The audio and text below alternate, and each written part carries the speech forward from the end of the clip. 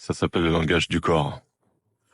Le corps humain est un royaume où chaque organe veut être le roi. Il y a la tête, le cœur, les couilles, ça vous le savez déjà. Mais les autres parties du corps ont aussi leur mot à dire. Chacun veut prendre le pouvoir et le pire est à venir.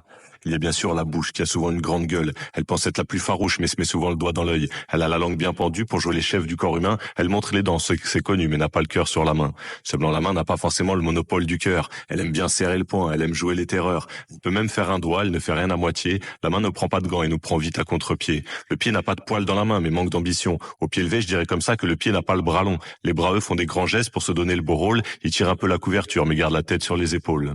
Quand la bouche en fait trop, la main veut marquer le coup. Pour pas prendre sa gifle, la bouche prend ses jambes à son cou. La bouche n'a rien dans le ventre, elle préfère tourner le dos. Et la main sait jouer des coudes, la tête lui tire son chapeau.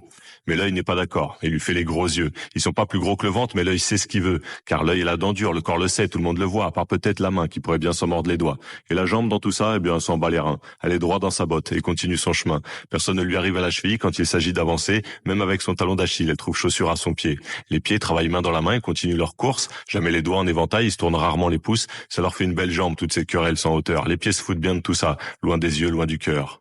Pour raconter le corps humain, rien n'est jamais évident. Je me suis creusé la tête et même un peu cassé les dents. Alors ne faites pas la fine bouche, j'espère que vous serez d'accord, que ce texte est tiré par les cheveux, mais que petit à petit il prend corps. J'ai pas eu froid aux yeux, mais je reste un peu inquiet. Je croise les doigts pour qu'au final je retombe sur mes pieds. Ne soyez pas mauvaise langue, même si vous avez deviné que pour écrire ce poème, je me suis tiré les vers du nez.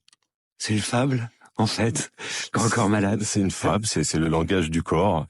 Dans ce titre-là, sur l'album, il y a aussi un refrain qui dit « On peut être timide ou on peut parler fort. De toute façon, on sait qui décide, c'est le langage du corps. » Donc voilà, c'est quand le corps reprend le dessus.